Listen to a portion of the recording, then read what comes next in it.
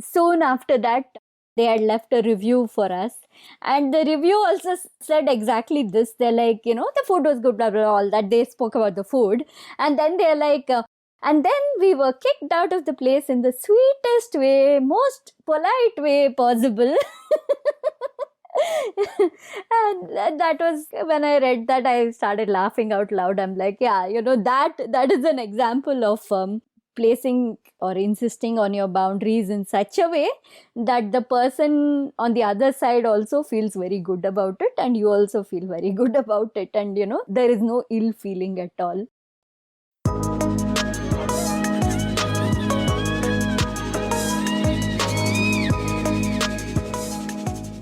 Hello, hello, hello. Welcome back to the Feel Good Factor.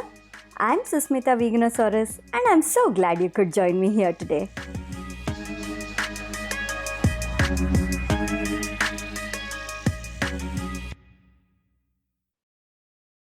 Hello again.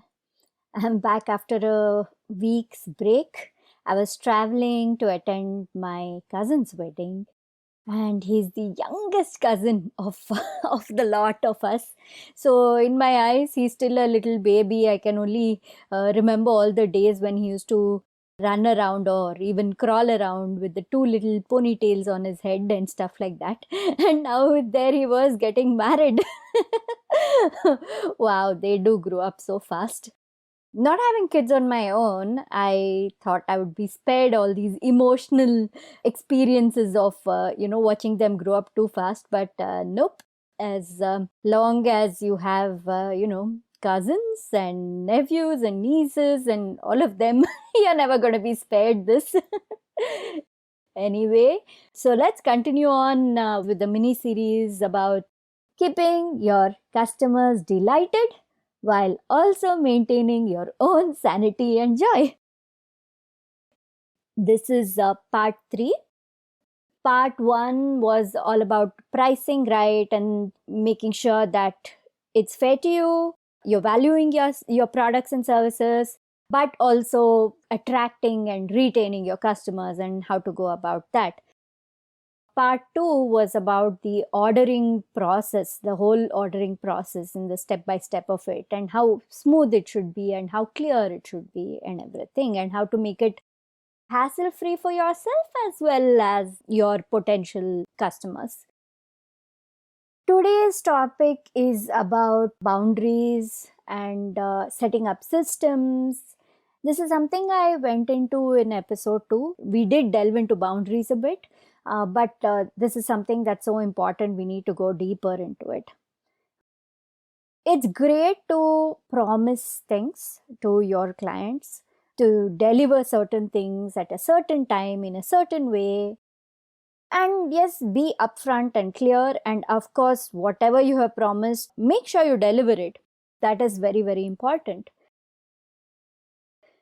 But also, it's important to remember that you don't promise things, you don't tell them you can do things that you're not very comfortable doing. You don't go too much out of your way for that. Either a very urgent timeline, if somebody is hurrying you up beyond your comfort zone or beyond your capabilities, don't push yourself too hard. That's not a good thing. Or say if somebody is basically overstaying their welcome, don't encourage that. It's not good for you or for your clients or for your long-term relationship.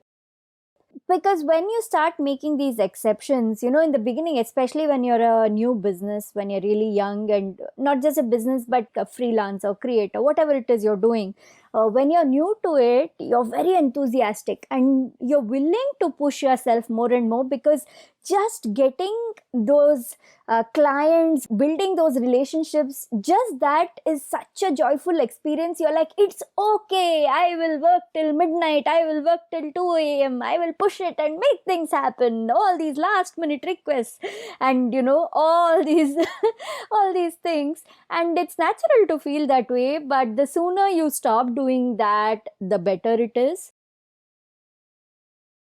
The reason for this is, of course, obviously, it's not sustainable for you to keep on pushing yourself beyond a certain point. But more importantly, once your clients get used to that kind of a service from you, they also will start expecting it all the time.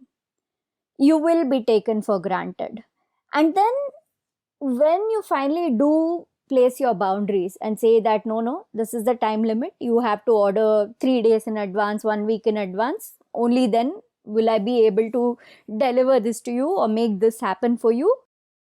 When you start doing that, regardless of how excellent your service is otherwise, or how top notch quality your products or whatever you're offering is otherwise, because they're already used to you kind of pushing yourself too much and succumbing to all those last minute requests and things like that, they will keep expecting that out of you, and then they won't be happy with whatever you provide because of those expectations.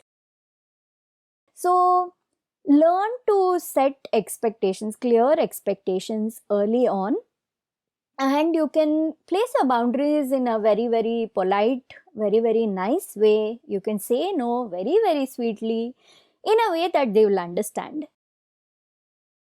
We all humans are, I mean, we are animals too, so we all need to be trained in certain things. You will see that with your own habits. You need to train yourself to be a certain way, to create certain habits. It's the same thing. Your customers, your clients, they also need to be trained. I don't mean it in a condescending way or anything regarding them, right? But think of it that way. And then you create those boundaries and insist on sticking to them as much as possible. There may be times when you may be able to, you're like, oh, I have all this free time, so let me just go out of the way to do things, indulge requests and things like that. But that is going to create bad habits for you and for them. So that's not fair to either of you, and it's not very nice. Another thing that happens is, once they expect a certain thing out of you, once they expect this out of the way behavior out of you, they won't take your actual boundaries seriously, because they're like, okay, anyway, last minute, it's okay. I know the deadline is 3 days in advance, but it's okay. The day before, I'll make up my mind, and just the day before I need it, I'll call them. Anyway, it'll happen for me. And once they start doing that, there is a point where you won't be able to make that happen. And then if it's very last minute, and you can't make it happen, they will get very, very upset, because their expectation is anyway you're going to deliver, right? So these are not nice things, and these are not very healthy ways to build your relationships with your customers and your clients. I'll give you an example from my own business. When we used to run our restaurant, we would very clearly put it everywhere on the website, on Google, everywhere. We would very clearly say that the restaurant closes at 11 p.m. So the kitchen closes at 10:30 p.m. Even though we put that very clear, people would still land up closer to 11 and then demand food and expect us to do stuff for them. Or there would be some people who'd just come really late and sit and order, and then just be hanging around till quite late in the night. And that wasn't very nice for my team either, right? They're working all day long, especially on weekends, like it's a very, very hectic schedule. And then at the end of the day, when it's time for them to close up and relax, people are still hanging around, still sitting around, and just delaying that whole process. So that was not very nice. And more than my team, it used to bother me. I was always very protective of my team members. I mean, they are an amazing team. They do wonderful work. They are hardworking, they are diligent, they are dependable, all those things. I appreciate all of that. So when they're doing all of this, I don't think it's nice to just keep pushing them and expecting too much more out of them. And even on days when they kind of, they were trying to be polite, the team would say, no, it's okay, I would still be like, nope, people are overstaying their welcome. let us push them out. Of course, I would inside be like, why are these people overstaying their welcome? But obviously, on the outside, I would express that in a very, very nice way. One couple had come in and they were there. It was nearly 11 and they were still just sitting around, and I had to ask them to leave. For us, we would be on the first floor of the building, and the main door of the building would get closed after our restaurant closed, because ours was the last business to close in the building. I used that as the reason. It was also partial truth that, even the security uncle would be waiting for us to leave so that he could lock up and go to sleep. So I kind of worded it differently, saying, hey, I'm so sorry you have to leave, but we can't do anything. And the owner of the building, we will get upset if we go on till too late, and the security person will be upset. And I kind of, put it on them and made it very nice and, very genuine. And I asked them to leave. Those people, like, very nicely, they said okay, and they hurried up a bit and then they left. Soon after that, they had left a review for us, and the review also said exactly this. They're like, the food was good, blah, blah, blah, all that. They spoke about the food, and then they're like, and then we were kicked out of the place in the sweetest way, most polite way possible. And that was, when I read that, I started laughing out loud. I'm like, yeah, that is an example of placing or insisting on your boundaries in such a way that the person on the other side also feels very good about it, and you also feel very good about it, and there is no ill feeling at all. So it's very possible, you can think of different reasons, and you can word it in such a way that a person, they respond to it well. They understand you and they say, okay, yeah. Again, this question often comes to me. They're like, oh, if we place boundaries, if we do all these limits, won't people stop coming to us? And I said this in the last episode, but it bears repeating. Don't worry about that, because when you insist on these certain systems, these certain boundaries, when you stick to these practices, you will only attract the right people for you, the people who are the right fit. Anybody who is going to make a big fuss about it and go away, honestly, they don't deserve your service, your product, whatever it is you're offering. Please let them go away. You be so confident. Like, see, that's why it's so important that what you're providing is fantastic, right? There should be no compromise on the quality of your service, your product, your anything, that should be fantastic. Okay.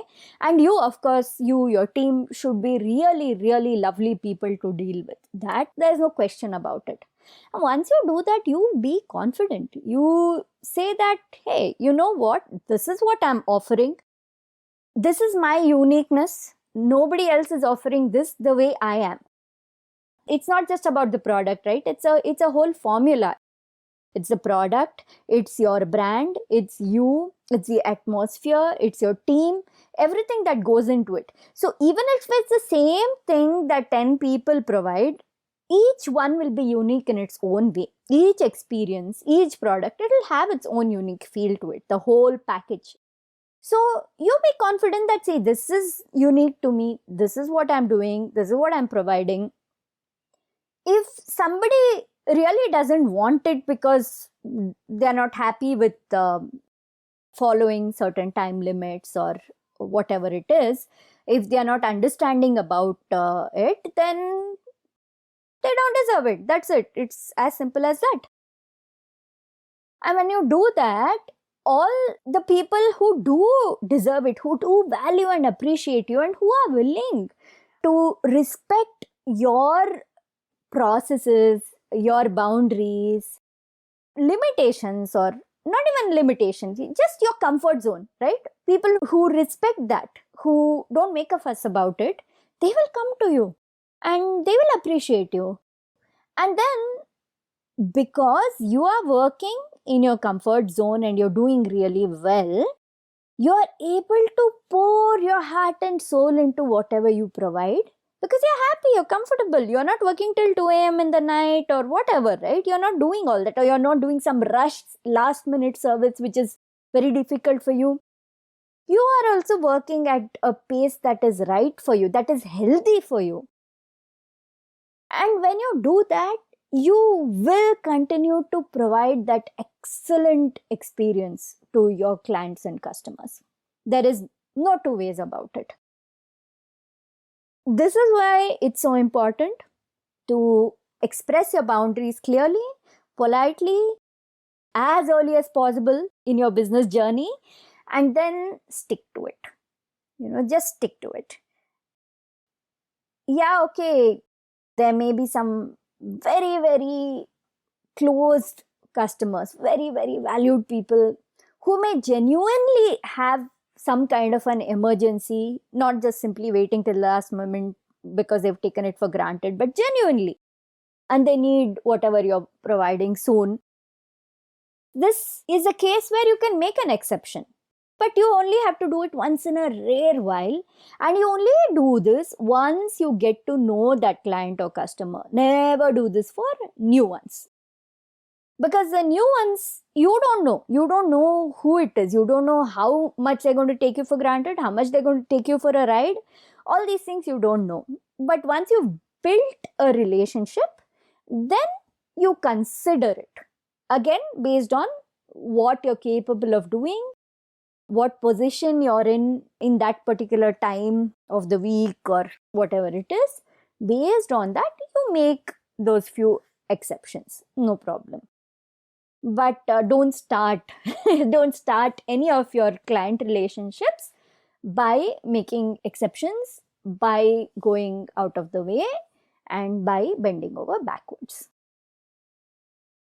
I'm going to end the episode by telling you this really nice quote that I'd read somewhere. It goes, saying no to the wrong opportunities is equally important as saying yes to the right ones. Let that sink in. And then, based on that, you make your decisions. All right, I'll be back again soon with the next part in the series about keeping your customers delighted while also maintaining your own sanity and joy. Take care. If you enjoyed this episode of the Feel Good Factor, you are going to love what I share in my newsletter. It's called the Feel Good Tribe. I send out emails once or twice a month. You'll receive stories from my life written in a conversational style designed to provoke your thoughts and serve you. You can expect a wide range of topics across the emails, some of which are simple practices for joyfulness, mindfulness, self-care, well-being, and slow living, holistic business guidance for heart-based entrepreneurs, vegan recipes and cooking hacks, tips to lead a super joyful vegan life, manifestation, visualization, abundance mindset, moon cycles, and a bunch of other woo-woo stuff. Apart from that, I also include updates about my latest content. I also share recommendations of inspiring content by other creators and authors which I've come across and which I feel like, oh, my Feel Good Tribe's going to love this. And I have occasional announcements about my workshops, courses, and news services. To subscribe, go to veganosaurus.com/newsletter. That is veganosaurus.com/newsletter. I can't wait to have you be a part of the Feel Good Tribe. Thank you so much for listening to this episode of the Feel Good Factor. I'm Susmita Veganosaurus, and I'm looking forward to talking to you again very soon. Bye!